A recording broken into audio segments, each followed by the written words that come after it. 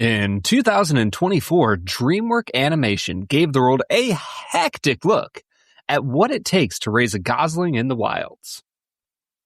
In 2026, we pair up this movie for 7-year-olds with a 7-year-old whiskey. The film is The Wild Robot. The whiskey is Bernheim Original Wheat Whiskey. And we'll review them both.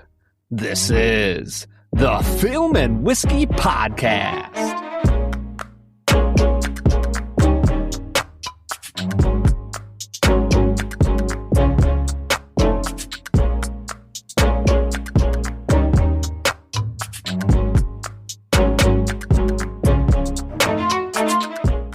Welcome to the Film and Whiskey Podcast, where each week we review a classic movie and a glass of whiskey. I'm Bob Book. And I'm Brad G.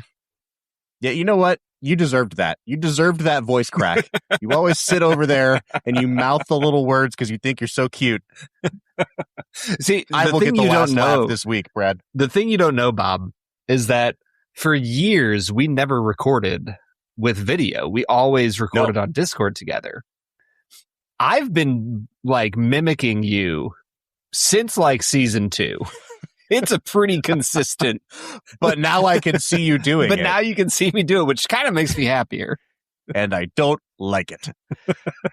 Folks, welcome into Film and Whiskey. Brad and I are going to hash out our differences over the course of this episode. Today we're talking about one of my favorite movies from just a few years ago called The Wild Robot. We're wrapping up our first little mini-series of the season, which started with 2004's The Incredibles. Now, at the end of that movie, Brad decided to pair it up with Big Hero 6, a movie I had never seen before. And in the course of watching Baymax and all of his shenanigans, I thought, there's a lot here about a big old caring robot. And I think I have just the movie for us to watch. So, 3 consecutive weeks of robots, Brad, in The Incredibles, and now all the way through to The Wild Robot. I think that this did not take quite the direction I thought it would at the beginning of this 3 weeks, but I'm happy we landed here. Yeah, I think that this has been a really fun little mini foray into the world of animated film. Because usually, we have 1 to 3 animated films in a season, but it's very rare that they ever fall back to back. So to have these 3 in a row, it kind of reminds me of when we did our little director miniseries that, we just kind of took a little trip into the realm of the animated film. And I've really enjoyed it. I have too. And I'm also glad that we started with something familiar like The Incredibles. It was a nice little on-ramp into the season. And it's also given us a couple weeks of runway before we brought in our first guest. I think Film and Whiskey Nation is now ready for the chaos that ensues when we bring in our guest for the day. It's our friend and 5-time co-host now, Lee Diaz of ReserveBar. Lee, how's it going, man? I am so excited for tonight. This movie took me on quite a journey. I was not expecting. I'm ready for this one. I'm a big fan of when I get a guest on the podcast and it's their first time watching the movie. This is very rare. Usually someone just picks this is my favorite movie of all time. Lee just said, throw me in for whatever you guys decide. And I said, hey man, Wild Robot next week. He said, I'm on vacation and I've never seen it, but sure. And that's why we love you, Lee Diaz. You guys gave me both whimsy and tears. So, wow. Watch out, world. Yeah. Brad, our friend and also frequent co-host, Bilge Ebiri, one of the world's most prominent film critics. I remember seeing the headline for his review of The Wild Robot, and it just said something like "The Wild Robot shattered me."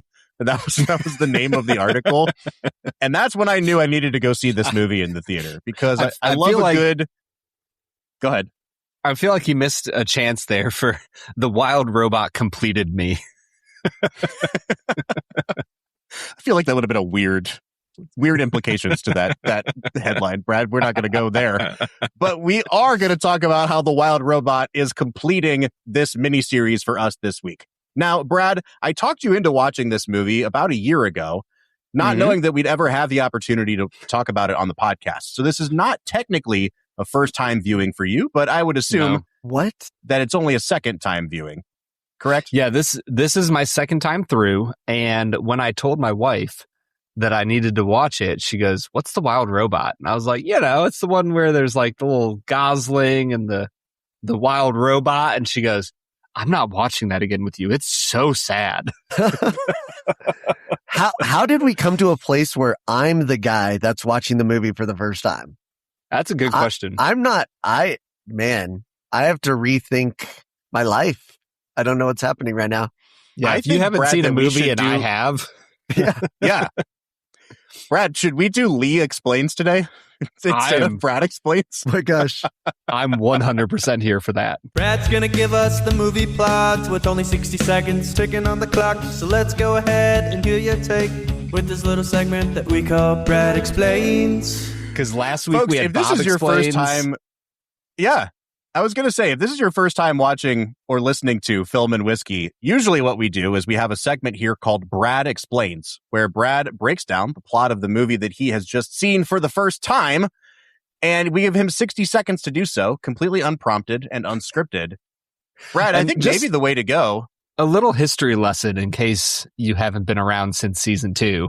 The reason we instituted a 60-second clock was because for Gone with the Wind, I was like 10 and a half minutes into explaining the plot of the movie. And Bob was like, "Bro, we got to cut it off, man." And the it was- podcast is finished. No, he goes, and then there's intermission. And I was like, no, we're done. We don't need to talk about anything else after intermission. So we slapped on a 60-second rule. Now, I say all that because I think we are going to put Lee on the spot here. That's the spirit of Brad Explains.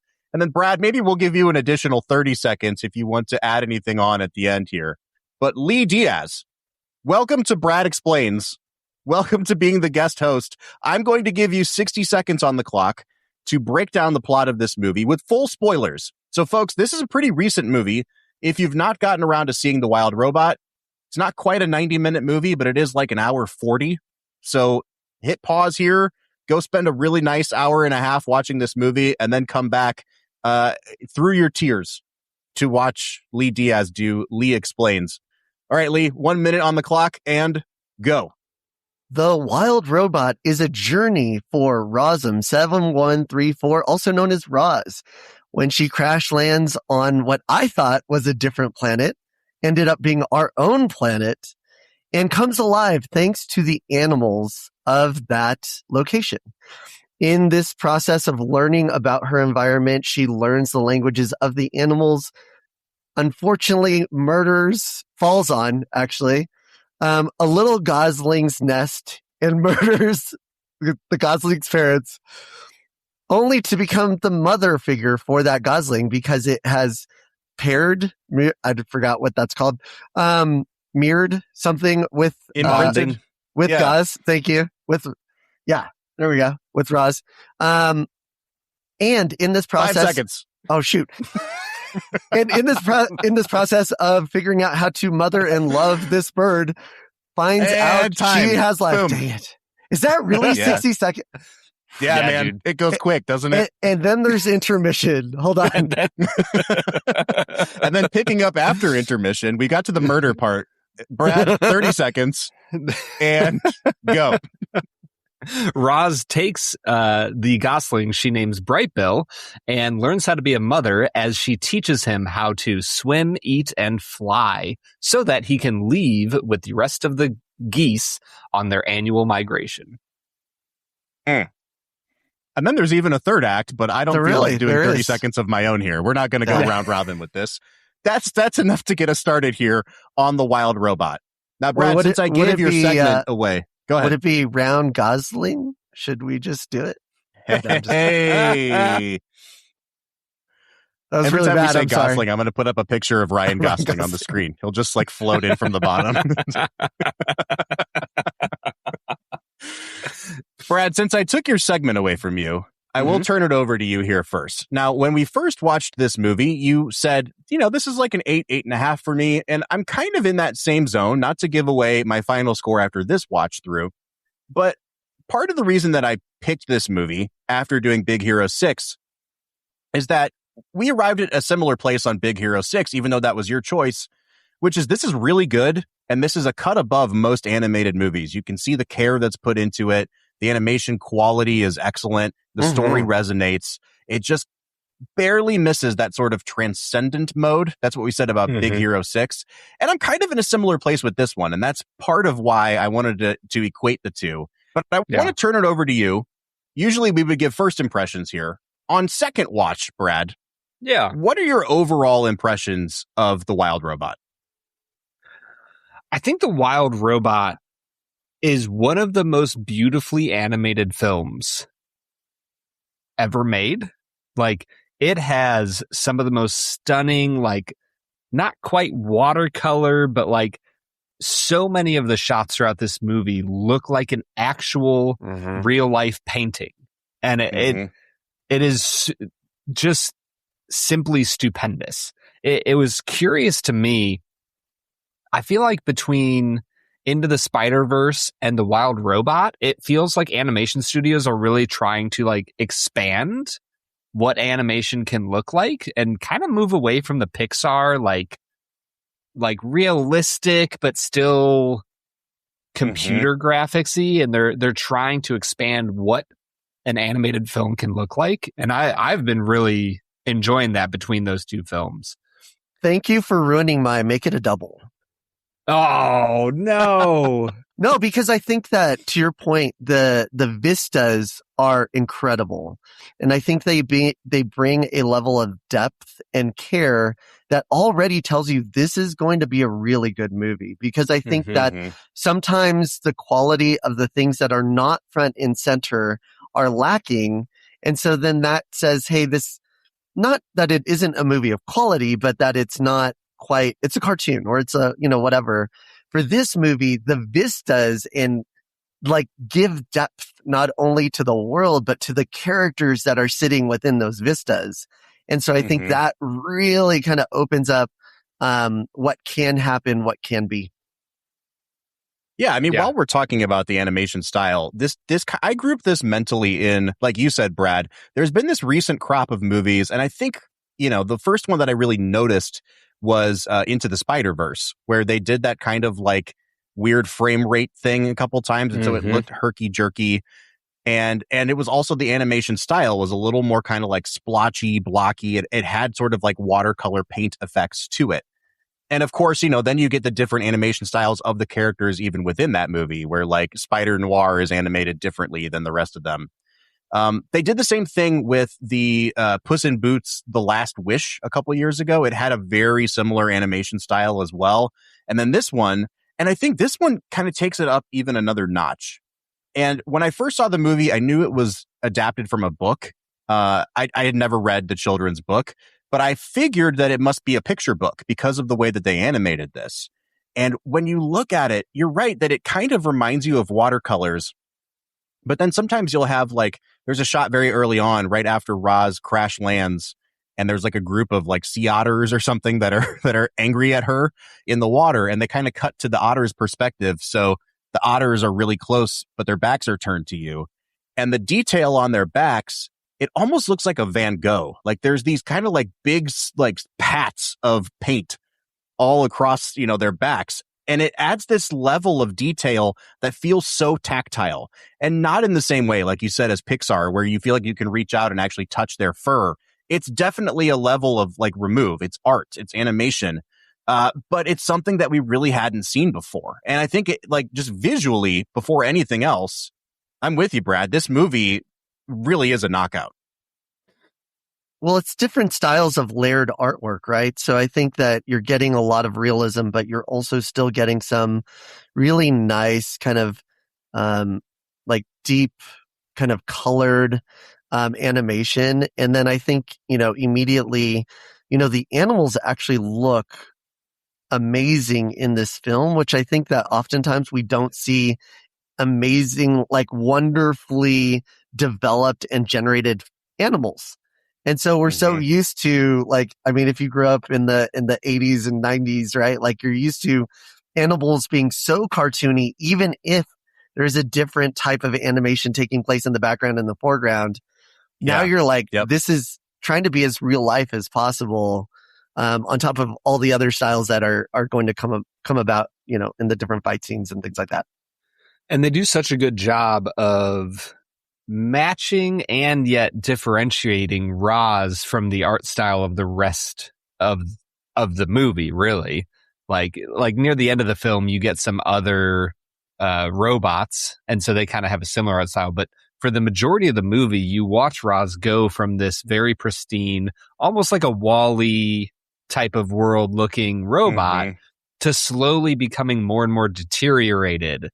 And, you know, especially after the first winter, when she's completely powered down, she finally turns back on and there's like moss growing all over her. And you're like, oh, she's like, her art style is beginning to match the island as it truly becomes her home. So they just do such a masterful job of using the art of the film to portray what is happening to its main character. Well, and Bob, I might be getting ahead of you here, but I mean, I think Roz is such a great example of how to take the evolution of a character to express the passing of time. And it's so cool, like with every scar, like the bear scar on the front and this panel not quite fitting the way it used to.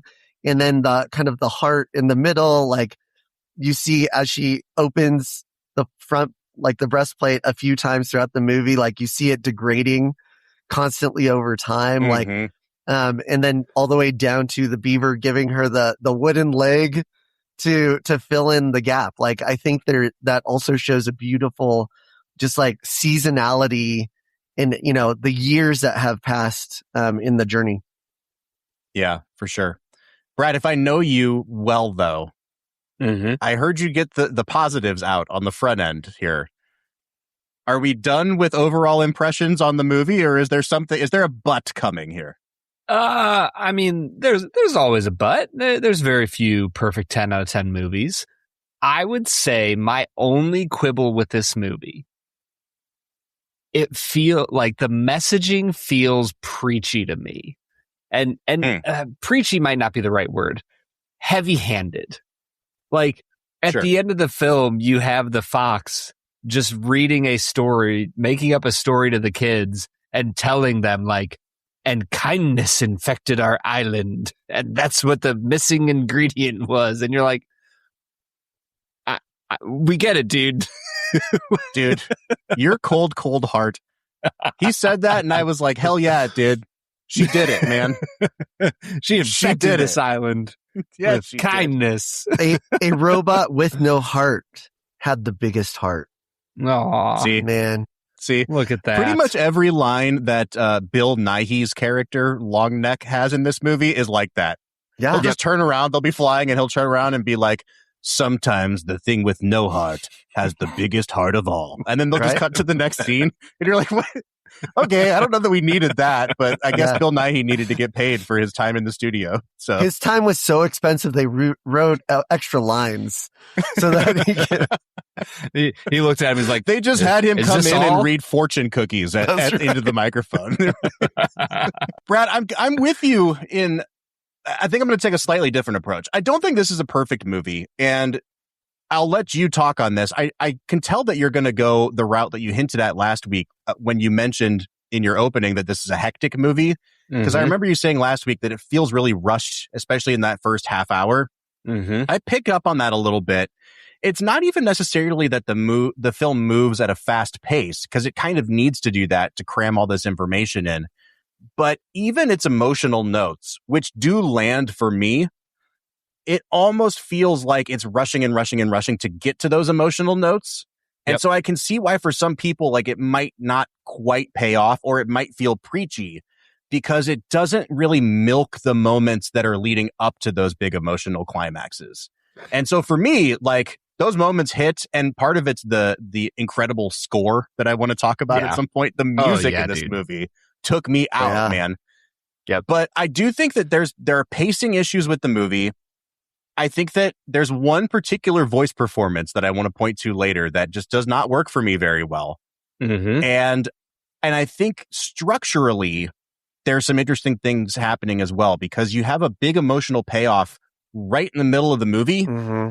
And then you have basically like another half of the movie to go. And it's like, that felt like the end. Like, is this a second movie? That's right. That absolutely is the biggest problem with this movie.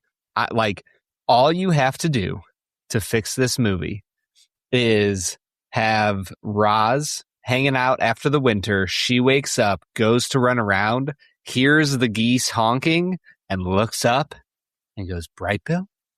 And the movie ends. Cut. I don't know, man. I do think you need that emotional catharsis, the reuniting, she pulls everybody together in the community. That's easily. And I love the way the movie ends. But take it to the next scene, right? I mean, building off of Brad's. Yeah. Here's the yes and. I mean, you have that, then you land, and then like you could almost do it like, because the ducks are kind of coming out of like this mossy area, so you almost have like Brightbill coming out of like the fog, and they make eye contact.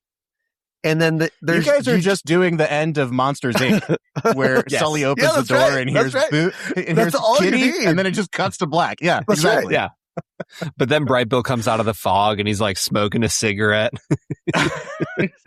You will not believe the winter I've had, lady. Tough migration, Roz. I had to take over that whole flock myself. Long neck's dead. So I will say, in the balance of things, I think this is very successful. It just kind of barely misses that, like, Coco level, transcendently good animated movie for me. Brad, I want to talk though about. Oh, dude, dying grandmas are always going to do it for you. It's just like, ugh. I want to talk a little bit about the voice performances, because the cornerstone of this movie is Academy Award winner Lupita Nyong'o as Roz. It's really hard to pull off a voice performance like this, where she's literally playing a robot, and you have to listen to her go from this kind of chipper, programmed robotic voice, all the way through to in the middle section of the movie, where she kind of reassembles the pieces of a broken robot and has a conversation, and is just like, "I have a kid." You're like, "Oh yeah, well, I know that voice." And in that part, she has a conversation essentially with herself. Yeah, right. Yep. So she's now the emotional version and the non-emotional version, which is pretty cool. I will say there's like maybe 3 lines that it felt like humor that didn't belong in the world. Mm-hmm. Like the "I have a kid" line is like a wink nudge at the parents, like, you see what we did there?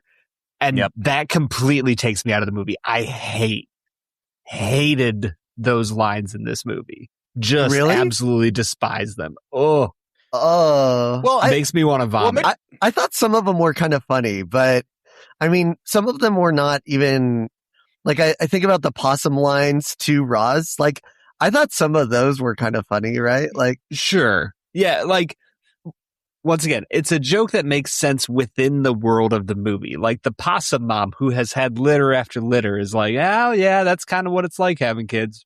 Sure. Like those are fine jokes. Yeah.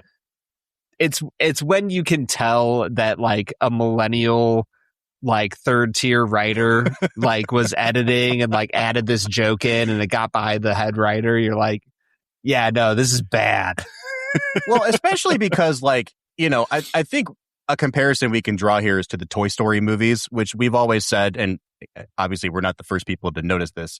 The Toy Story movies are just an allegory for parenthood. They've always been, they always will be. Wait, and so like, that's why for me, I know. No. Who'da thunk it? No, wait. That's why the 4th movie sucks so much, but we're not going to go there. Toy Story does it in a way that is like, and unless people have been sleeping under a rock, everybody understands that those movies are really about parenting a child. But it doesn't have to come out and say that. The toys are never at any point going to be like, "We raised Andy on our own." They're not going to do that. And in this movie, you already have the disadvantage of it being such a less subtle thing. It's not a metaphor. It's the literal story of the movie. That's right. That, you get the reconciliation, and Bright Bill calls her mom. It's about an adopted mother trying to raise, basically single parent this gosling. And so then you're right, Brad. I think that when you have those lines that are like, it's real tough having a kid, being a robot. I have to override my programming every day because I don't know what I'm doing.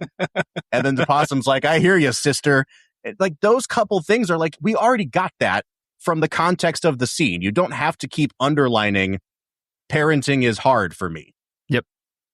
Absolutely. But if I may, I mean, you could also, I mean, I wonder if there's something like the iRobot, thing. Actually, that's another one of my make it a doubles. But, like where the robot's trying to comprehend like what is happening to themselves. And I would say in that movie, do you say when that robot is trying to be like, am I alive? Am I a thing? Like, would you say that like those times of expounding like on what's happening are unnecessary to the film? I don't think they hit well in this film. Like, I think there are better ways to do it.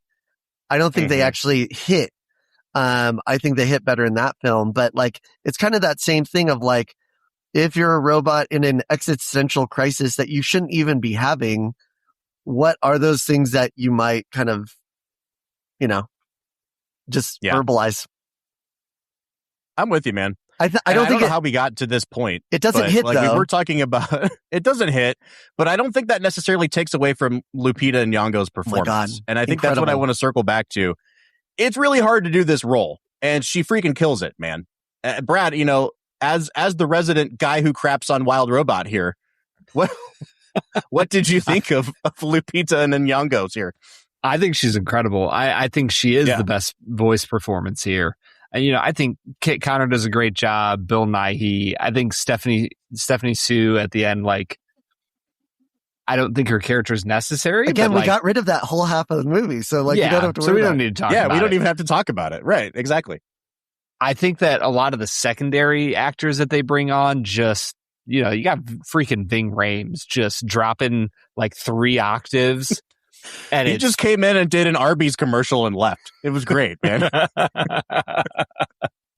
But really, like, this is Lupita's movie. Mm-hmm. Like, she is the driving force behind this film. And so for her to bring that level of emotionality, and her diction is like incredible, which I think you need if you are going to play a robot. So there's so many elements of this that I walked away really, really impressed with her. And the softening of her tone as a robot, like, it's not like, hey, we're blocking, like we're walking down steps here. It really is this nice curve that then you start to understand when she finds the other robot, and you really kind of see like, oh, that's actually how she started as Roz in the movie. And wow, this is an incredibly different tone. This is an entirely different approach. And then when you see the other robots, you're like, wow, now she's extremely different. But there's these moments of like, wow, she's evolving. And that's captured in kind of, just how she's communicating. All right. My hot take for the episode. I don't like Pedro Pascal in this movie. Yeah, dude. He's so bad. And part of it is not his fault. I think the second half of the movie, he's actually quite good. Like when his character has to start having emotion, he can sell that pretty well. The problem is that in the we're setting up this character stage, it's the one time in that first half hour or so, Brad, where the movie's trying to slow down, and it's slowing down at all the wrong parts by giving Pedro Pascal excessive, annoying things to do. It's like the donkey in Shrek, but less endearing. Yeah. And he's just like flopping around and going, I guess I'll do everything around here. And he does it so much that, I really wanted like the Monty Python guys to do, get on with it at some point, because it ground the movie to a halt. And I think if you're going to trim 5 minutes off the movie here and there to make room for the other stuff that you need, like you suggested, Brad, you got to take it out of those early scenes with Pedro Pascal, because it really does it puts that character in a likability deficit that takes a really long time to climb out of. He really is the Robin Scherbatsky of the Wild Robots. well, and then my question to both of you would be, is it him as the fox, or is it the writing of the fox, or is it the writing as a complement to the activities of the fox, right? Because like what misses in this thing? Because you say, oh, it's really just he doesn't hit it where it needs to be hit. The writing's not quite where it needs to be, or like the relation of the writing to the activity, right? Yeah, I think it's the one time in the movie where the animators don't do a service to the voice actor, because clearly when they were directing him in the booth, they wanted him to be overblown. And I think that there are ways to make that character a little bit more funny in the way you're animating him and less just kind of like a lazy oaf who's annoying. But the way they animate it, it sticks. It's like too subdued in the animation for the voice that's coming out of it. And I think that's kind of where you need some of that Pixar, like slapsticky, really exaggerated movements and things like that. And they don't really do it. So there was some sort of breakdown between what they asked for in the voice booth and then what they actually matched it up with in the animation. That's just my take, at least. I mean, because the animation in this film feels so accurate to how animals really move that it feels like they had that like direction given to them. Pedro's getting different direction in the voice booth. And so what you get feels, I think that's a good call out. It feels a little mismatch between what's drawn and what is spoken. Yeah, and here I think the fox isn't really foxing, right? Like to your point, I think even some of the activities of the fox aren't really what I would think the fox does, other than like the stealing of the egg in the beginning. Everything else of like the fox being lazy or pushing off this or like, actually I wouldn't personify. Actually, I think most cultures don't personify a fox being that character at all. Right. But at least it does answer the question of what did the fox say? There you go. He said a lot of things. And Brad, I think on that note, it's time for us to hit pause.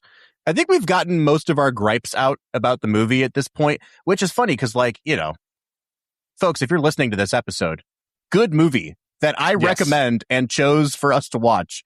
It's just not a 10 out of 10. And that is 95% of the movies that we watch here on Film and Whiskey.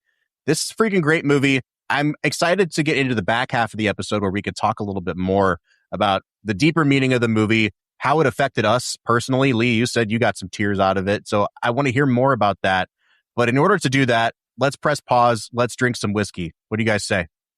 Let's get to it. Let's go.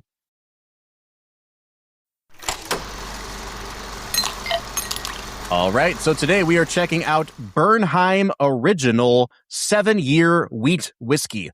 Now, this is Heaven Hill's main wheat whiskey label, which sounds like something that should be pretty prestigious. I mean, Heaven Hill is one of the largest producers of whiskey in especially America, but I mean, in terms of on the global stage, they're a recognizable brand. And yet I don't really hear anybody talking about Bernheim unless it's that barrel-proof version that they do sometimes. And so, like, I wanted to get back to let's continue to try some labels from the big brands, Brad, that we've never done on the show before. And this is a great time for us to talk about what wheat whiskey is.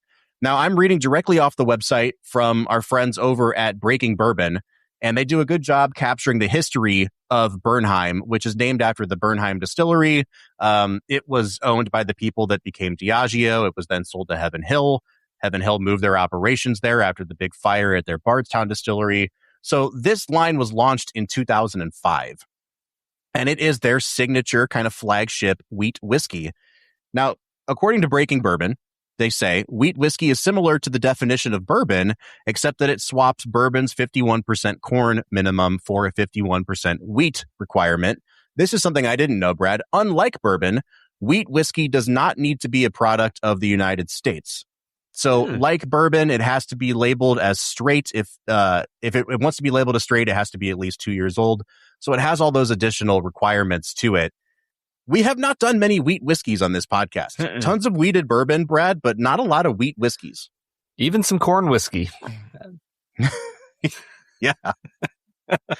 Well, and this one, you know, it's kind of like some of those ryes that they call barely legal ryes, Brad, not because of their age, but because the mash bill on this is literally 51% wheat, right, 37% corn, and 12% barley. So we'll get a little bit of that wheat whiskey experience, but it's not like we're drinking something that's 100% wheat here.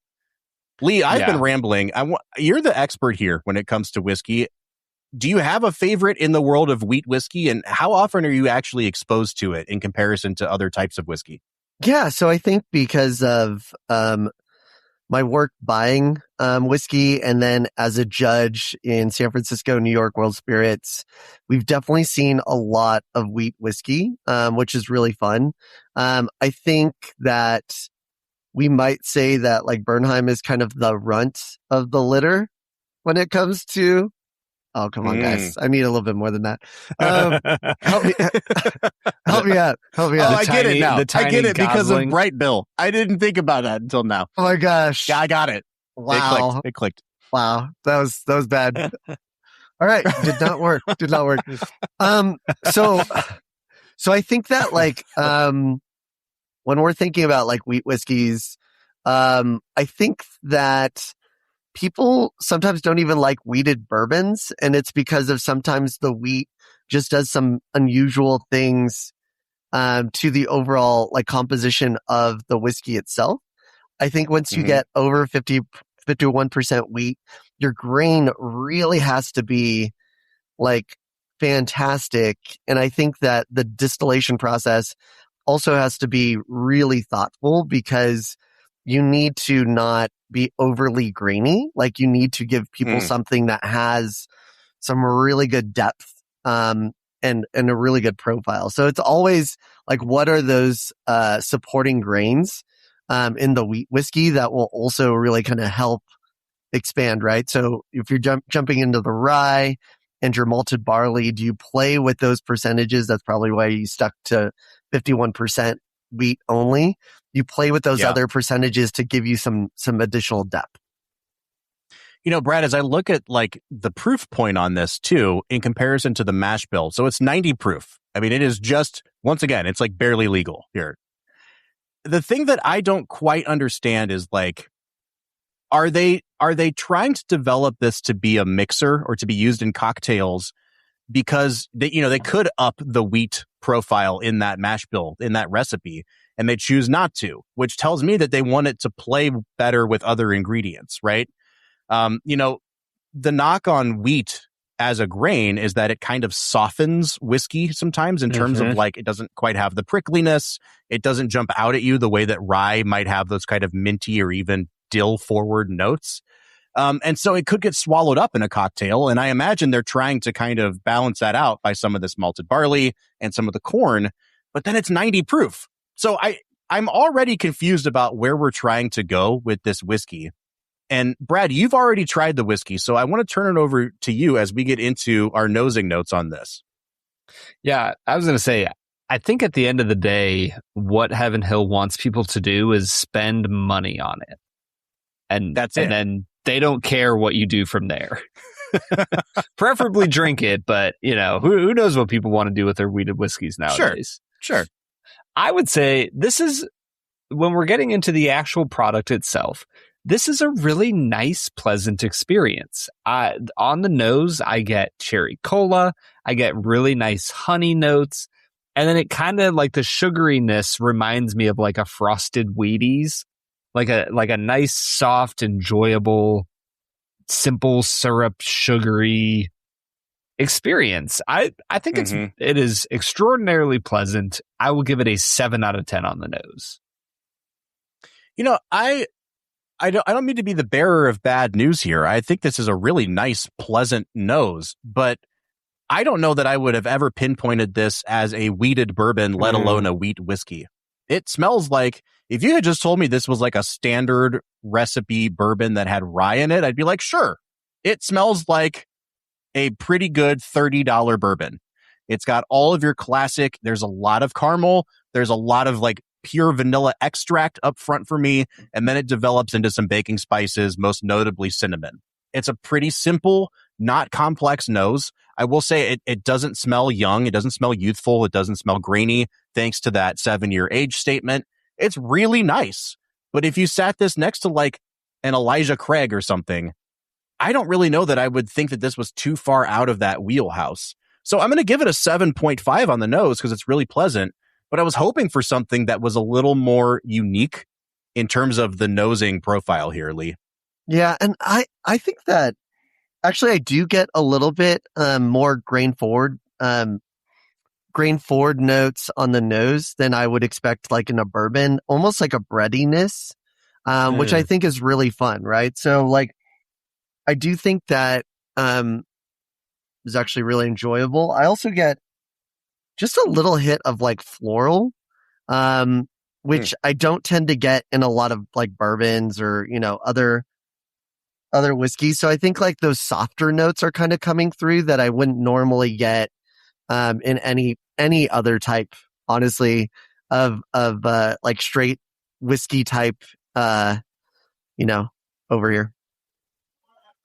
Yeah, I mean, I'm getting, the more it opens up, I'm getting a ton of root beer on the nose of this, which I mean, I've been pounding root beer floats lately. It's the middle of summer. I freaking love them, man. So like, I'm all for that. But like those really kind of, go ahead, Brad.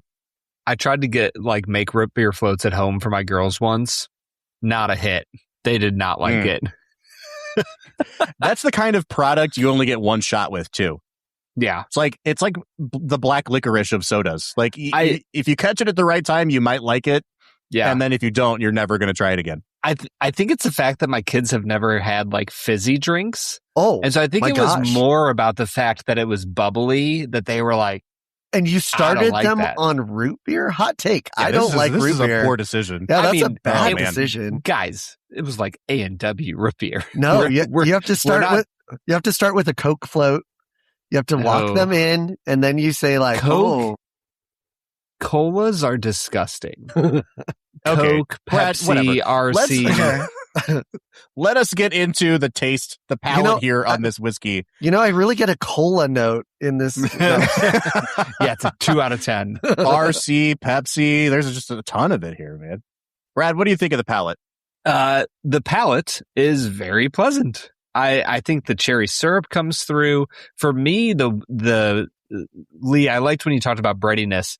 For me, it reminded me of like a malto meal with like a little bit of brown sugar on top. Yeah. Bob, I was getting some of those brown sugar notes. It's nice. It's nothing that's going to blow you out of the water. It does remind you of a classic bourbon with a little more of that malted barley characteristic, a little softer. I'll give it a 7.5 out of 10 here for the palate. The few wheat whiskeys that we've had for the podcast, what I've noticed is that there's a noticeably thinner and oftentimes hotter like drinking experience to them. They just kind of burn hotter for me. And this is no different. Now, it is 90 proof, so it's definitely like thinned out a bit. But even the mouthfeel, it just doesn't have that sort of viscosity that you get with the 7-year bourbon that would be at the same proof point. So I like it quite a bit. And I'm with you, Brad, on like cherry syrup, especially like a bitter cherry. It's not even quite like a Luxardo cherry. It's like a pretty bitter, dark cherry note. I like it. Once again, it's not complex. And once it hits the back of your tongue, it kind of just falls off a cliff. So all that flavor is concentrated in the mid palate and the front. Again, guys, we're talking about like a $35 whiskey here. Yeah. Yep. We're going to be grading on a curve a little bit, but I do think this is a step down from the nose for me. So I'm just going to give it a 7 out of 10. I do get like some clove, maybe some like graham cracker. Like there are some fun notes in here. Like to your point, like I think it's a really enjoyable whiskey at 90 proof. So I think there's some that you have that have like zero tasting notes, right? Zero complexity. I think this one is one that kind of continues to kind of ride really nicely. Bob, to your point, and I know we're getting into finish next, like I think I get a lot of that heat really on the finish. Like because maybe that might be my focus. I'm so focused on getting tasting notes like as I'm tasting this on my mid palate that maybe I don't focus on how hot it is until I'm done and I'm like, for a 90 proof, that actually drinks really hot. Yeah. I think so too. There's a lot of, the way that I would describe it on my palate is it's pretty prickly. And I do think if there's anything wrong with this whiskey, quote unquote, it does kind of fall off a cliff. And so the notes that I get on the finish that are lingering are kind of bitter. It's that kind of like almost like cherry pit bitterness to it, and then quite a bit of char on the back of this. So the lingering flavors have a bittering quality. It's not really like tannic. It doesn't dry my mouth out. But I do wonder, like, how would this mix in a cocktail? If I was going to make like an old fashioned with this, I would almost use something like walnut bitters, like something that has a little bit of like fattiness to it to kind of balance that out a bit. I do like it, Brad, but I feel like I'm incrementally stepping down with every step of the process. So I'm going to give it a 6.5 out of 10. Your formerly pure white chassis is just slowly disintegrating the longer you maintain contact with this. That's right. That's right. There we go. I would say the finish, the malto meal goes from being like, I have a fresh bowl of malto meal with some like brown sugar and honey on it, to like, I'm scraping the bottom and it got a little bit burnt and there's a little bit of that carbony kind of taste to it. Still malto meal. As you do with a bowl of cereal, right? Just not quite the same. It gets a little dusty for me. It reminds me of like an almond with like kind of the dustiness that you get on a bag of nuts. I still like the finish. It's just fallen off a little bit. I'll give it a 6.5 out of 10. Yeah, I think the nuttiness, Brad, to your point, that note definitely comes through, right? And I think that shows up. I get the bitterness, Bob, like it's almost like a lemon pith, right? Like that pithiness, like it's a little bitter, it's a little citrus. I can't tell which one it is. Like it's kind of in the middle. And then I love that note of like maybe it's like old oak, right? Like it's been in that like dank distillery for a while, and that doesn't make it bad. It just is like this like old note that you don't normally get from a 7-year, but somehow maybe in the thinning of the whiskey to 90 proof, it shows up, right? And so it'd be interesting to see kind of where they store these things. After having this whiskey, I probably wouldn't ever buy the what is it, the full proof or the cask strength version? Yeah. Because I'm like, I don't see where this goes. But I recently had the Star Hill Farms 2025 and 2026 while I was here in Denver. A completely different wheat whiskey experience, but also you're talking like $200 more. So, like it should be. Yeah. Right. I mean, it would be fun to do kind of a flight of these at some point. We have, I have a sample in my whiskey room down here, Brad, from Starlight Distillery over in Indiana, and they make a killer wheat whiskey. Really, really good. So like it can be done. And this is a pretty good product. But as we get into balance here, I'm tempted to give this a 7 out of 10. And I think part of that is influenced by how inexpensive it is. But I think if I'm being honest, this is a 6.5 whiskey. Like it's pretty good. And it's not harming anybody, but like it's also nothing to write home about for me, Brad. So I'm going to give it a 6.5 on balance. I'm going to give it a 7.5 on balance. Like I think that you have solid flavors all around.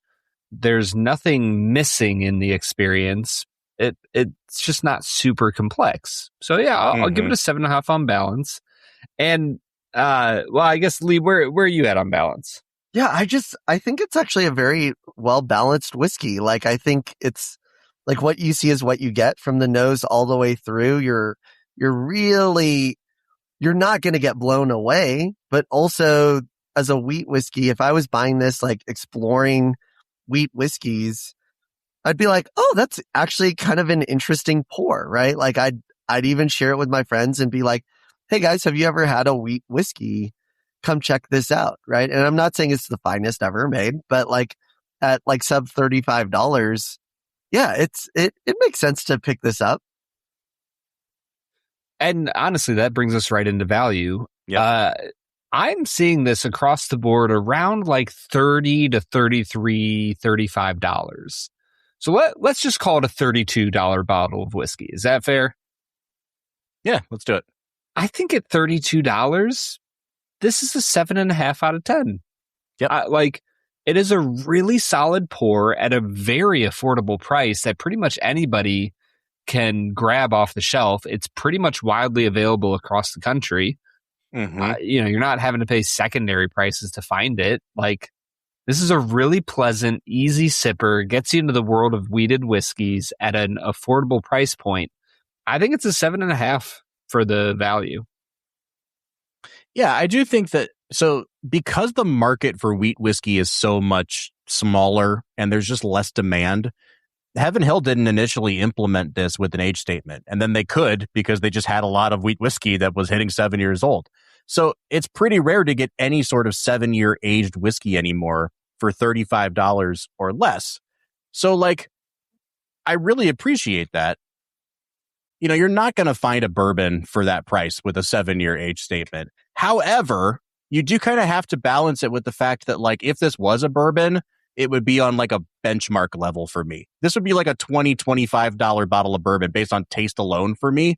So I'm trying to balance between it's a great value in terms of an age statement, but that's also because the market's not asking for it. So Brad, I'm with you. I'm going to give it a 7.5 on value. Lee, I'd like to hear where you're at. I mean, you probably have a better sense of the market for this. I'm going to argue with the both of you. I actually think for value, and this might end up being like a lot of people's only wheat whiskey. And you know, I could actually want to play with this a little bit and go like whiskey Coke. Sorry, Brad. And get it in a cocktail and kind of see like what happens with it, right? Because like I haven't spent a lot of time in wheat whiskey myself, other than like some really stupendous pours. So like at sub $35 at 90 proof, I mean, I think this is actually a really great value where I think this might be a person's only wheat whiskey in their bar, and I could pick it up, be happy about it, share it, and there's no problem. So like for me, I actually think value is closer to like the 9 realm. And it's only because compared to other wheat whiskeys that are like way more expensive, like there's no middle ground here like there is in bourbon, right? Like you can't go from benchmark, what would be like benchmark to $120 something. And there's nothing, right? there's nothing in the middle, right? And at least this has like with nothing in the middle, I think this gives you a really nice starting point. Yeah. I'll take it, man. I think it's great, man. Brad, I'm coming out to a 35 out of 50 on the dot for Bernheim. Where are you at on this? I'm at a 36 out of 50. Very close to you. Lee, you haven't really been keeping score here, but I'm sensing a thumbs up from you, an overall thumbs up. No, I think y'all scores are actually really fair for it. The only one that I'm higher on it than you guys is just value. And I think it's relative to the market. Like, if I'm trying to get something that hits this one category, this would be the place I start. I think the only competitor to Bernheim is Bernheim, right? Like, Bernheim and then Bernheim cast strength. That's the only like competitor within the sub, like $90. Yeah. What I'm hearing is that we all need to start a wheat whiskey together. That's right. That is what That's what I'm hearing here. Brad, I sent you down the road to your local whiskey bar because I saw that they had this on the back bar and it was $7 a pour. So folks, that should give you an idea of the value here. Like for $7, it is absolutely worth trying whether or not you want to buy a bottle. So at the 35 mark, we start $4. A soft recommend. At a 40 out of 50, it'd be a no-brainer. It's not quite there for me, but I do think it's solidly in the like, yeah, dude, give this a try. It's $7. Yeah, give it a try. It's a $30-something bottle of whiskey. It's not super expensive at the bar. It's interesting. Go give it a try. You should recommend that it's $4 on happy hour. There it is. There it is. That's right. All right, Brad, what do you say we get back into talking about the wild robot? Let's get to it. All right, everybody. That was Bernheim Wheated Whiskey, a experience that I think we're all glad we had. It was very pleasant. How'd that taste in your Yeti there, Lee? You know, I was going to say, man, the Yeti really brings it up. I'm trying to live the Colorado lifestyle this week. So I'm going Coors Banquet, whiskey in the Yeti that I just splashed on my computer. Great. And, you know, it's really working out. I think the metal with the whiskey really just, man, it adds to the experience. That's right. Those metallic notes, they're wonderful. Irony.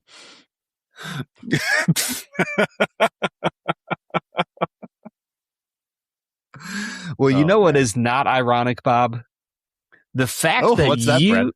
the fact that you are winning this year.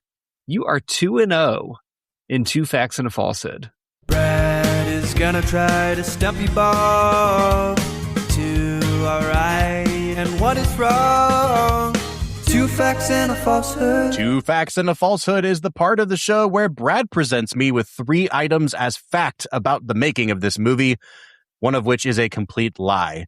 And I and Lee have to figure out which one that is.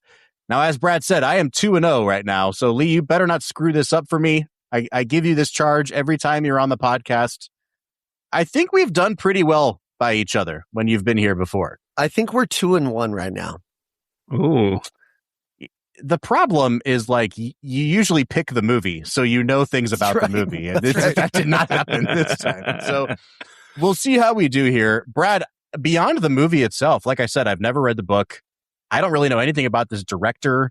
Even just now, I talked about how good the music was. I don't really know the composer that well. So, like, you're in a pretty good spot to pull the wool over my eyes here. I'm going to be relying on Lee pretty hard. But hit me with your 2 facts and a falsehood, Brad. Fact number 1, the main processor the robots use is designated Alpha 113, which is a reference to the room A113 at the California Institute of the Arts used by character animation students. It's also the room where writer-director Chris Sanders and head of story Heidi Jo Gilbert studied at Cal Arts. Studied. Fact number 2. Thunderbolt, the Falcon in The Wild Robot, was created for the film and is the only character not found in the original book series. Huh. Fact number 3. The island that Roz finds herself on is based on the Isle of Skye in Scotland, which was the university home of Jakob Hjort Jensen, the head of animation for the film. Wow. Interesting.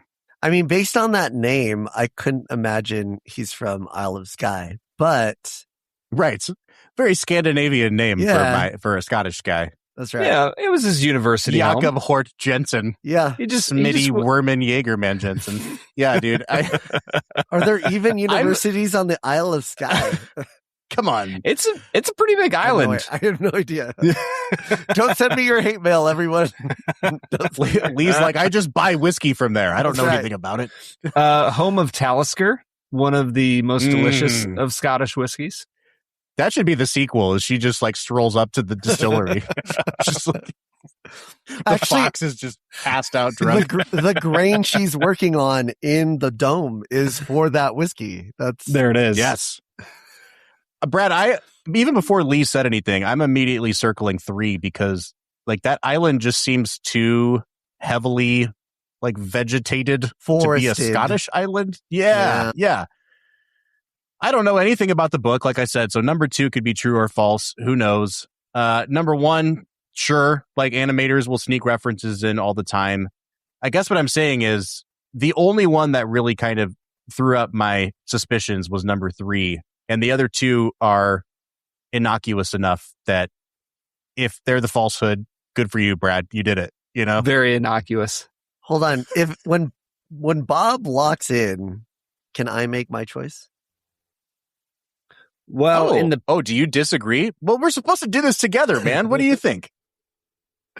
You're just throwing me under the bus, dude. I don't know. I also have never read the books. I feel like number 2 could be a thing. Like it happens a lot, right? Where there's that like additional character you write in order to give like this great, or like, would Brad do this thing where it's a different type of animal? And so it's not quite a hawk, but it's an eagle or like how deep are we going to go? Well, and the thing about number 2 is he said it's the only character that's not in the book. So like, could there be other characters in the movie that also weren't in the book? I don't know. And I'm pretty sure that's a great question. So my son, after we watched this movie together, he read There's 3 books, I think. I think he's read the first 2 now. And he said that there's elements from both books in the movie. So it could be that, Brad's only talking about characters that were in the first book and didn't show up till who knows? So Lee, they didn't show up to the second one, right? Like maybe that could have happened. Maybe somebody in the flock actually was asked and then they became like best friends. Yeah. I mean, who knows?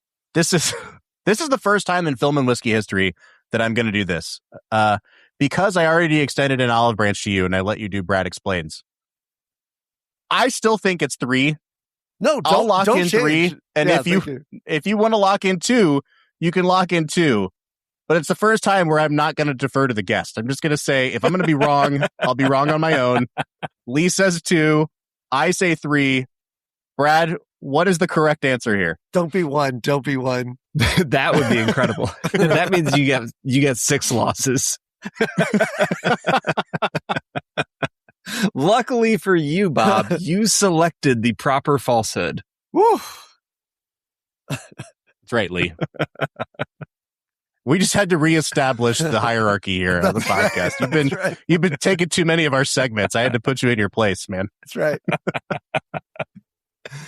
Brad, 3-0, man. You're doing great, man. If I had said Vancouver Island, would you have been more or less? This is the post-game survey. Yeah, you still would have had to make it not sound like a Swedish guy, though. I think that was part of the giveaway. I mean, I'm assuming it's Jacob. But it had a K in the middle, so I just felt like Jakob. Hurdle. Yeah, sure. Exactly. I got it, man. You did your own self in by adding the accent. That's he was the head of animation for the film. This was a real guy. Yeah. So he's a real guy and also from Norway. Yeah. Yes, you got it. Dude. Obviously. Oh, guys. All right. Let's get back into talking about the movie here. I don't know that there's too much more to say here that we haven't already said. We've gotten our nitpicks out. We've talked about the voice cast. We've talked about the beauty of the animation. I think the only thing really left to talk about are these emotional beats, because this is a movie that is so like nakedly about the parenting experience. When you get to that midpoint where she has finally taught him to fly and you got that incredible montage of them like strength training, and then the music swells as they can't admit to each other that they love each other, but he says, I could use a boost. And she just like perks herself back up. And then after he flies away, you think it's over. She keeps running. And then the music comes right back in because she's like, I can't let this go yet. And she chases him up the cliff.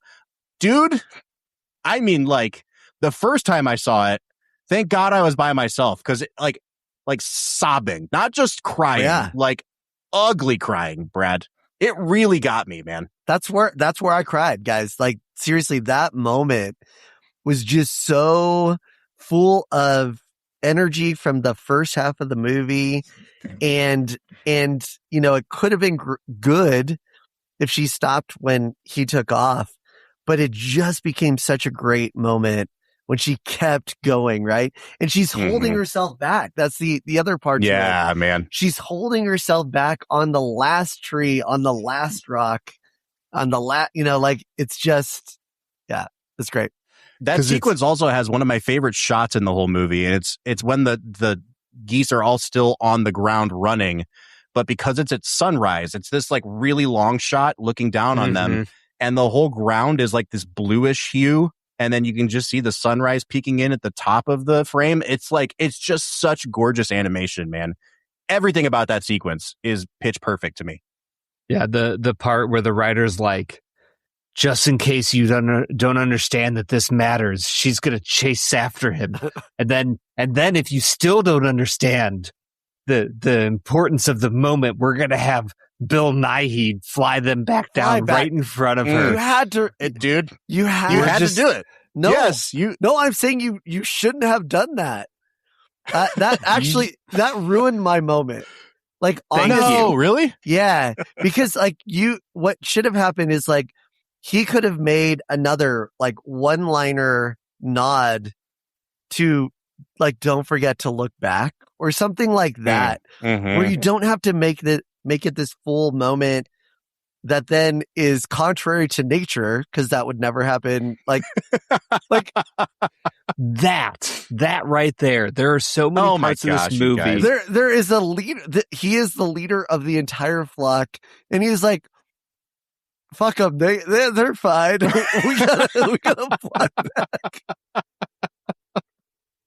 Oh man, And you you could've guys had- and your cold hearts. No, there's so many good one-liners you could have given him, where it's like, But don't forget to look instead- back. You like, we always have to remember. Don't forget where you came from. Yes. Oh my God. Like so many things.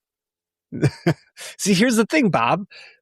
That was not even close to being the emotional, like, core of the movie for me.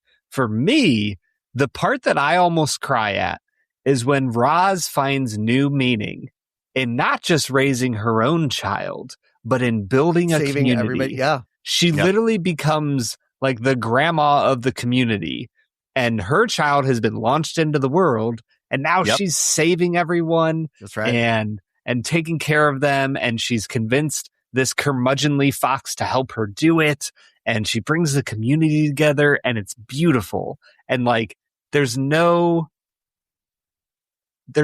point where they keep it going longer than it has to. Like, you have the emotional moment. She pleads for them all to care for one another as she dies, essentially.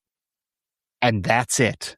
And I just like, Fum, that's the wild robot. all you needed to do. Directed by Brad G. That was kind of dark. What the heck? Brad has now what's ended funny, the though, movie Brad? in 5 other parts. Right, exactly. I think you're hitting on something though, Brad, which is that like this movie has so many good components that it's almost like any way they put it together, it's going to work to some extent. It's a machine that works. But it's not a machine that's optimized. And I think that yes, go ahead. Any way that you put it together, because there's so many different parts, it's capped in how great it can be. And I think that's my frustration with the movie. Well, you know, the more I think about it, the more I'm like, this movie has itself and its own sequel in the same movie. Like, there is the Wild Robot 2 in this movie, which is great. I love a 2-for-1 for my movie ticket, but also like, you know, if you make the first movie the story of her and Bright Bill, and you can even do like some of the you know, like you said, Brad, like some of the hibernation stuff, but then he comes back, they reconcile. Even if you want to do the thing where her memory gets wiped, and then you get the very last line of this movie where you think her memory has been wiped, but Bright Bill finds her and she picks him up and she says, "But you can call me Roz." Once again, tears, just many tears. But that's a perfect movie. And you don't have to do anything with the community of animals there, because that could be the Wild Robot 2, where you are now expanding out like what this world can mean and what she can do, not just to bring meaning to this relationship, but to all the relationships around her. It's great that it's all existing in one movie, but it doesn't let either of those storylines kind of maximize their potential because they're fighting for screen time. And that's the wild thing about this film. We haven't mentioned it yet, but we need to take a moment and recognize that this is a 90-minute film, Bob. Right. Like, what a glorious amount of time to watch a movie. And yet, I feel like they could have cut 30 minutes from the movie and then given that 30 minutes to let the first hour of the film breathe. Yeah. And you might have a 10 out of 10 film. Mm-hmm. That's right. Don't disagree. Is it time to move into final scores here? I don't know. There's still so much to talk about. I was to say, Lee, Well, what have you got on your heart? What needs to be bared before the internet? Ooh, the bear. Sorry. Dad jokes all around. Let's go. No, I mean, I think I love that idea of if you stopped when they took off or landed back and made the second part an actual sequel, where it's almost like The Escape, right? Like it could be this really cool thing of like, they all come together to help an escape, or, you know, who knows what that looks like. I mean, there could be a really fun thing, in that process that it's just missed. Like And Yeah. I didn't read the books either. I barely watched the movie. I mean, maybe that happens in the What book. does that mean? I barely watched the movie. No, I watched it Just when you like asked on your me to phone the whole time. when you asked me to watch it this week. I watched the movie, guys. Oh, okay. You made it sound like you were like barely paying attention to the Oh my movie. God, no. It was second screen content for him. Yeah, for sure. Third screen. Easy. No, but I just think like what is next? Like, could you like reading the other books as source material? Is there more coming? Did they combine two films? Like it does feel like, or two books into a film, it does feel like something is disconnected there. I think exploring the first half as an entire film would have been awesome. And maybe the pickup from the pickup moment, that's now the second film. And that becomes a whole, like, she goes through crisis of being, right? Right. Which side do I want? It's such a weird place to be because, like you said, it something's missing. I don't know if I would characterize it as something's missing because it tells a complete story, but it tells a complete story that has all these extra spare parts to it that's that right. would be interesting to flesh out. You know what I mean? And I do hope we get a sequel, but it's like half of the fodder for your sequel you've already put in the first movie, so now you can't flesh that out anymore. It's just done now. So yeah, and you kind of wonder how much of that is due to like the current Hollywood world of like, unless you're an established IP, you'd better get as much as you can into your pilot episode because you never know if you're going to get asked to do it again or to come back. Well, and I think the last part, and we skip this sometimes when we talk about like cartoon films, is cartoon films should be a jumping off point for like parents to talk to their kids about things. I don't know. Do parents still talk to their kids about things? no. Okay. Well, they just say, watch this YouTube video. Okay, cool. but I think this movie like is a complete film of like, hey, like, yeah, parenting is hard. Like if there were any things that came out, like questions that came out of it, like, yeah, parenting is hard, but I love you. Or like, hey, no matter where you go, I don't forget you. Like there's so many nice things in here that hopefully, like there are like, again, jumping off points to conversations of like, what can I talk to my kids about following this film? Because I think in the cartoon films, we like, when we talk about them here, we forget like, hopefully this is a conversation with your kids. Like, hey, we great film, but what did you think about it? Like, here, Lee, hearing you call I'm the single it guy. I'm sorry. Like, hearing you call it a cartoon movie, I can just hear Zach Johnston's voice in my head going, "It's animated cinema, Lee." He's already calling me. Oh God, what's that? Put him on mute, man. Brad, I think that's a good jumping off point to talk about this movie's influences. And maybe before we do final scores, we can do our let's make it a double for today because we're not scheduling anything out after this week. So let me cue up the jingle for our final segment of the day. Let's make it a double. We're near the end of the episode, so thanks for listening to the Film and Whiskey Show. Let's pair another film with this one, even if it's a struggle. It's our final segment of the day, now let's make it a double. Let's Make It a Double is the part of the show where we pick a movie to pair up with this one to make the perfect double feature. I think part of the reason, like I said, Brad, that I picked this movie for this week is it exists on the same level of quality as Big Hero 6. And obviously, like, the robot reminds me of Baymax. Totally. But I do think you can trace this. There's a ton of influences in this movie, right? Like you see a ton of the Iron Giant, especially at the end where she sacrifices herself. And, she could have just said Superman, like as she did it, and it would have made perfect sense. So that takes us back to the Brad Bird and the Incredibles of it. But I'd like to hear what you guys would pair this movie with. Obviously, I mean, I guess you could pick something we've already watched, Brad, because we're making these rules up as we go along here. But what's the perfect double feature? I feel like there's a bunch of different ways you could go. Part of me wants to choose a non-animated film, something live action. And in that vein, I think I'm going to pair this with what would be a wonderful Thanksgiving movie. Oh, I knew it. I'm going to pair it with Castaway? Castaway. Yeah, dude. I love think it. Castaway would be a great double feature with this Nice. because in a very similar sense to Roz, you get this guy who's like a very technical, he's this FedEx like supervisor guy and his whole life is pitch perfect. And he gets thrust onto this island and is trying to figure out how to make things work. And he has a connection with an unexpected object. And so, yeah, you got Wilson, you got Bright Bill. I think Castaway and The Wild Robot are basically the same movie. I love it. I had a movie written down for my Let's Make It a Double, but then you said something earlier about it was basically just this is Lupita Nyong'o's movie, and she's in the movie for the entire runtime, and that made me think Castaway.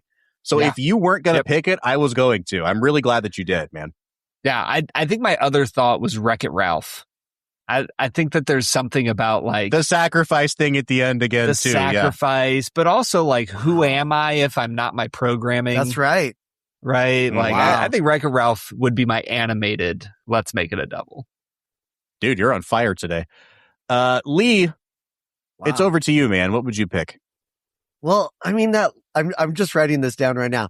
That last note of "Who am I if I'm not my programming" just reminded me of like Tron 2. Okay. Mm-hmm. Man, Yeah. that's pretty good. But the one I actually would want, can I get two? A cartoon and not cartoon? Sure. Why All not? right, Sure. great. Let's make it a triple. Yeah, let's make it a triple. If it's not cartoon, I'm going all the way back to 1986 to Short Circuit. Oh, man. I haven't seen that movie since I was a kid. Man, Johnny Five discovering life as a non I don't remember anything about that movie, man. You're going to have to explain it a little bit here. Why did you pick Short Circuit? No, because he's a robot who discovers life outside of his programming. That's the whole thing. Like he has the short circuit that then essentially rewires the synapses to make him essentially alive. And he has to struggle real with boy. this ideal of if am I alive? I don't know.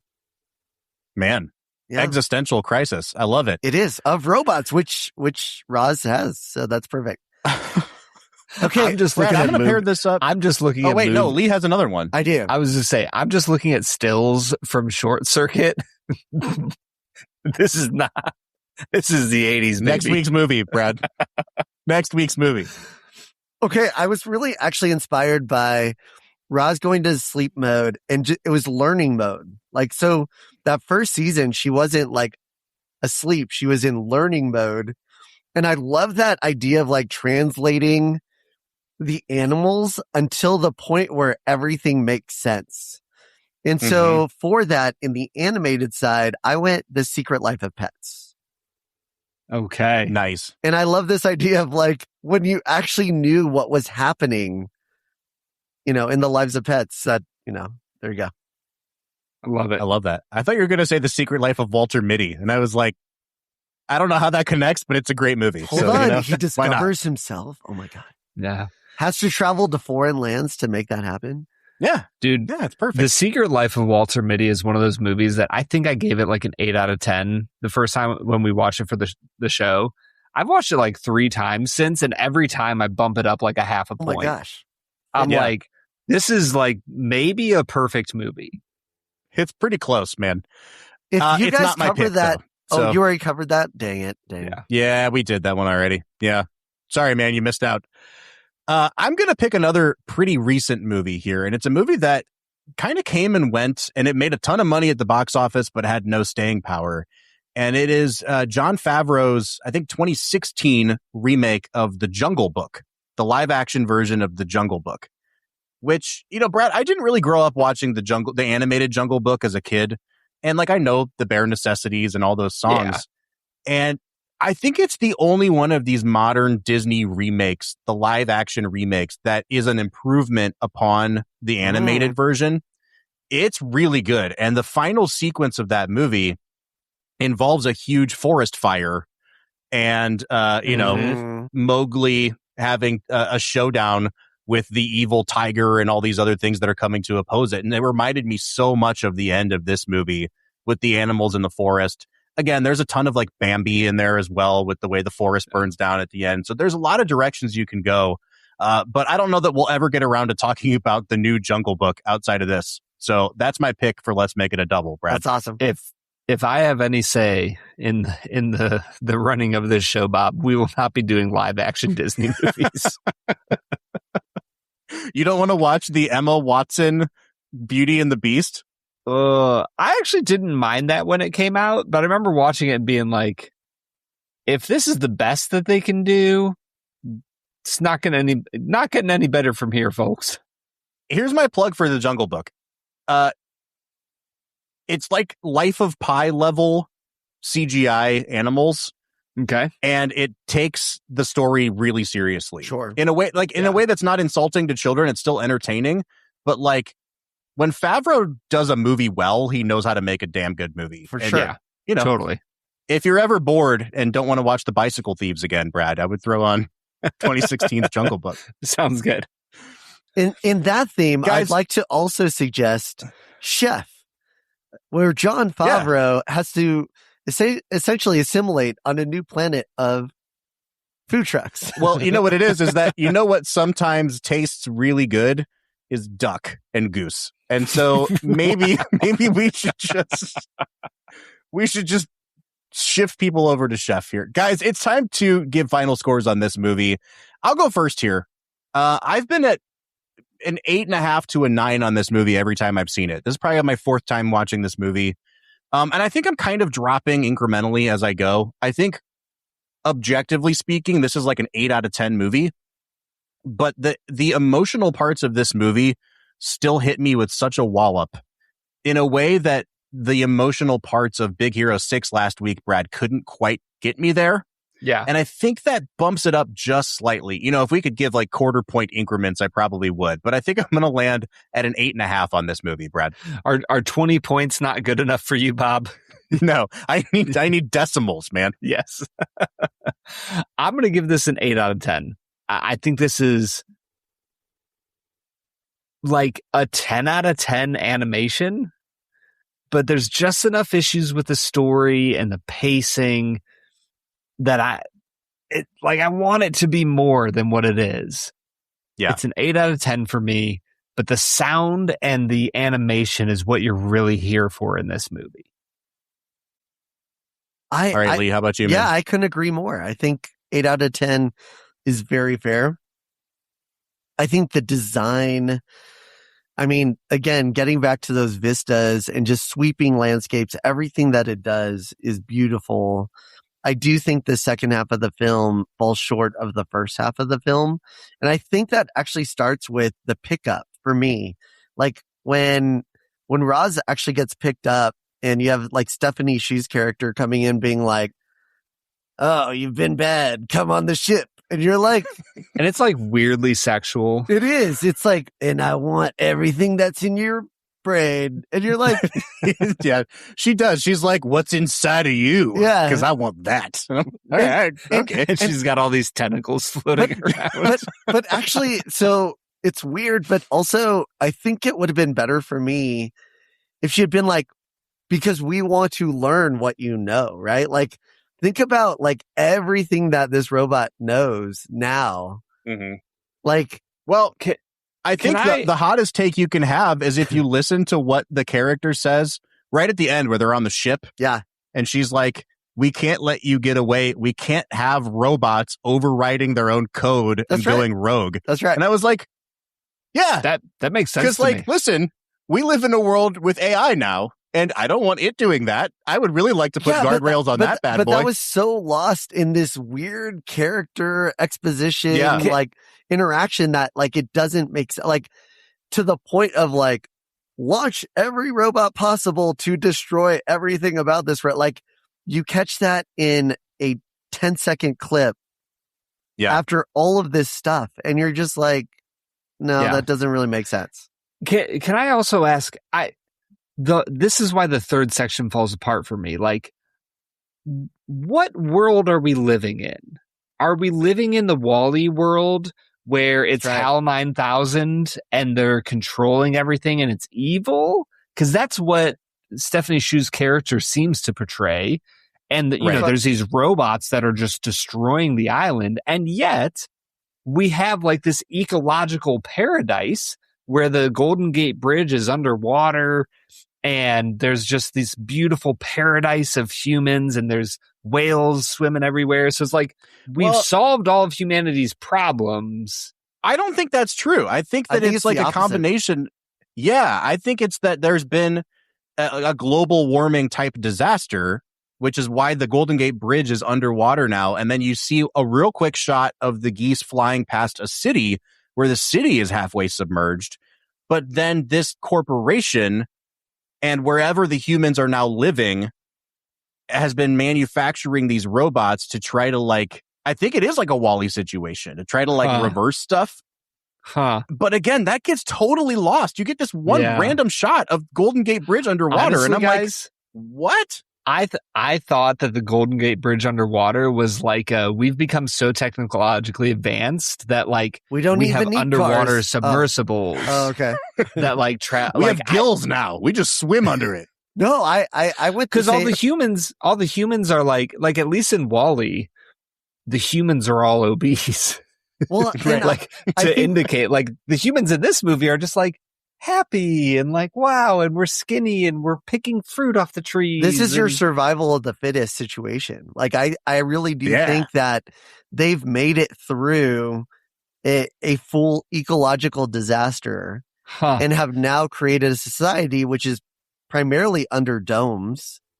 And while I still the only place where that's untouched is like out in the wilderness somewhere on an island, right? Yeah, that's what I got as well.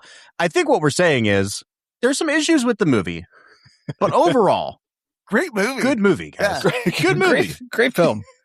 The cinema, Brad. That's my segue into talking about the fact that we're going to watch another movie that has some very problematic things with it next week because we are throwing it back to 1933 to watch the original monster movie, King Kong, a film that I fired up last night and watched the first half of. And boy, oh boy, first of all, it works really well. It also contains the line, "There's things on that island that no white man has ever seen." And I was like, oh, okay, so we're doing that now. Like, cool. So, folks, prepare yourselves for that next week. We're going to have to wade into some really interesting waters with King Kong. Before we let Lee go, Lee, thank you, first of all, for joining us today. But I want you to give a quick plug for what you do at ReserveBar, where we can find you, what you've been up to. Yeah. So, of course, ReserveBar, we deliver to as many states as we possibly can by mail. So you can visit us for all of your hard to get spirits, wine, and champagne, and also some great LTOs and the single barrels that we release exclusively on our website, facilitated by me and also sometimes Brad and Bob, which is super fun. So yeah, you can find us at ReserveBar Spirits on Instagram. Me personally, you can find at Lee Diaz 24 on Instagram, and you can look at my side project, which is unrelated to spirits, at History of LA on Instagram, which is just my love letter to LA. It's a pretty good account, man. I really enjoy watching that. We're going to have to bring you back when we do like a specific like silent era movie or something so that you can give some. Can we do like a ghost movie in LA and get like your ghost history? Perfect. I'm in. Let's do it. All right, guys, we will be back next week talking about King Kong. But until then, I'm Bob Book. I'm Brad G. And we'll see you next time.